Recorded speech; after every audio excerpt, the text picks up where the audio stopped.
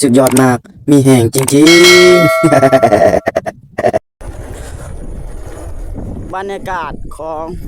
วันที่1 เดือน 10ทะเลหมอกมันลงใส่ทาง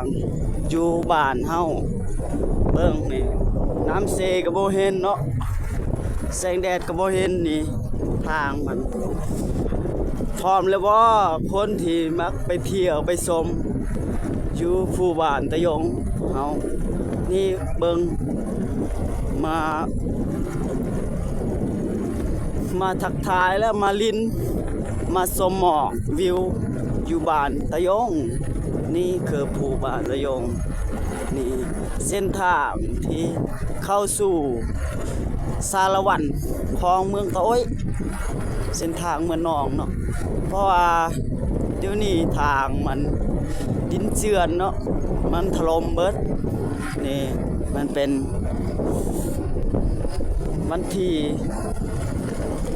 1 เดือน 10เนาะอากาศมันแจ่มใสบริสุทธิ์เนาะนี่มันมีทะเลหมอกลงใสคือนำห้วยไหลออกไปสู่เซละนองนี่คือธรรมศาสตร์ที่อบอุ่นบริสุทธิ์ที่สุด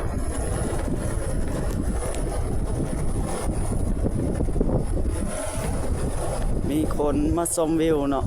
มาทักทายสบายดีนี่เบิ่งโอ้โห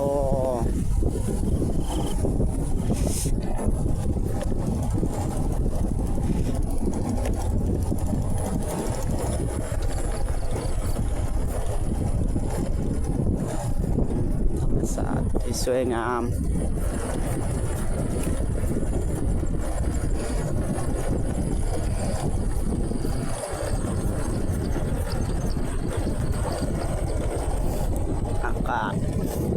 อบอุ่นที่สุดเนาะเดือนนี้เป็นเดือนที่ทะเลหมอกลงใส่ทางอยู่บ้านเฮาเนาะเป็นบ้านที่สูงที่สุดเนาะภูเนาะคือบ้านตะยงนี่แหละเพิ่นบ้านตะยงภูมันสูงส้มที่เป็นบ้านเพิ่นเนาะบ้านตะยงโอ้ยทะเลหมอกมันตกลงใส่แบบนี้พี่น้องเอ้ย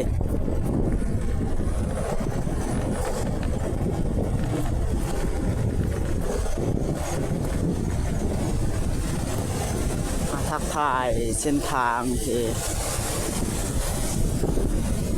จังหวัดเดินทางที่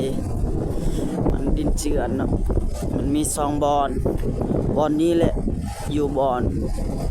านปะนี้เนาะที่มันเสียหายที่สุดทางนี่เบิ่งเส้นทางที่เสียหาย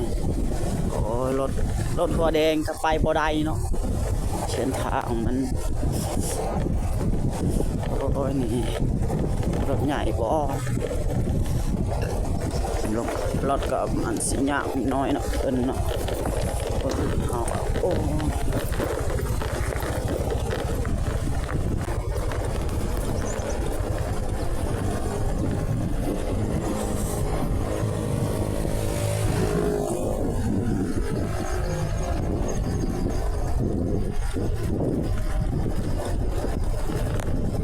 ใกล้สิฮอดแล้วเนาะเส้นทางที่ดินเจือนเนาะทางสิขาดเนาะโอ้ยพี่น้องเอ้ยมาเบิ่งเนาะนี่น้ำกามันคนเนาะนี่เนาะนี่แหละตอนเฮาอยู่บ่อนี่โอ้ยเสี่ยงมากเนาะก็หาเงินหาค่าเนาะนี่แหละโอ้ยเส้นทางมันขาดเบิดนี่เบิ่งนี่มันใส่เปๆเลยนี่เทเบิดนี่โอ้ยนี่ดินเจือนเนาะทุกปีเนาะปีนี้มันหุ่นแห้งที่สุดเนาะปีกายนี่ก็บ่หุ่นแห้งปานนี้เนาะทำอิฐตอนเขาเฮ็ดดินแดงก็แบบนี้แหละเนาะนี่เขาปูยางแล้วปีนี้มันเสียหายที่สุดเนาะโอ้เส้นทางพี่ ไปตะโอยเนาะทางเมืองรองสู่เมืองตะโอยแข่งสารวัตรเนาะโอ้ดินเชือนบรรยากาศก็บริสุทธิ์ที่สุดเนาะโอ้ยนี่พี่น้องเอ้ยดินกระเจือนเนาะอันตรายที่สุดเนาะนี่รถก็ถ้ารถตู้วิโก้ก็ไปได้เนาะถ้ารถมันทุกใหญ่ๆก็ไปบ่ได้เนาะยันมันทางมันสิลงเนาะนี่เบิ่งหมดเลยนี่โอ้โหครั้งแรกแหละไปเบิ่งนี่บ่ได้ไปเบิ่งโดนอยู่โดนแล้วแต่บ่ได้ไปเบิ่งเนาะพออยู่เทิงตลอดเนาะโอ้ยเส้นทางอันตรายที่สุดเนาะโอ้ยเสียหายที่สุดเนาะเส้นทางป่าตะยงทางมุงนองโอ้ยนี่เบิ่งนี่เลยเส้นมันสิถล่มโอ้ยนี่เลยโอ้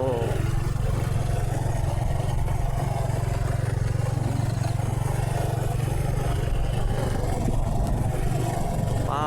ผักกะลีเนาะได้มองเอาลงใส่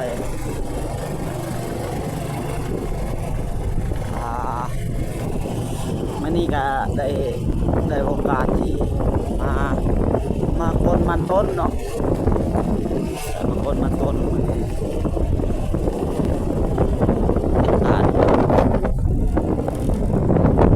เจือนเจือนควรระมัดระวังเดินเขาเขียนเนี่ยหามเนาะต้องหามไปค่อยๆไปเด้อพี่น้องทุกคนให้ทียังบ่ฮู้ก็ควรระมัดระวังเด้อก็เริ่มทักทายแล้วทางคนแถวบ้านถ้ามีเพจมีไลน์ก็จะหน้ากันควรระมัดระวังถ้ามีพอช่วยก็ช่วยได้เนาะนี่เนาะทางเสียหายที่สุดเนาะ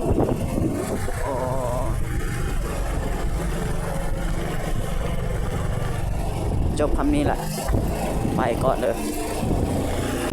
ถ้าคลิปนี้มีประโยชน์อย่าลืมกดไลค์กดแชร์และกดติดตามทุกช่องทางที่ติดตามเราขอขอบใจ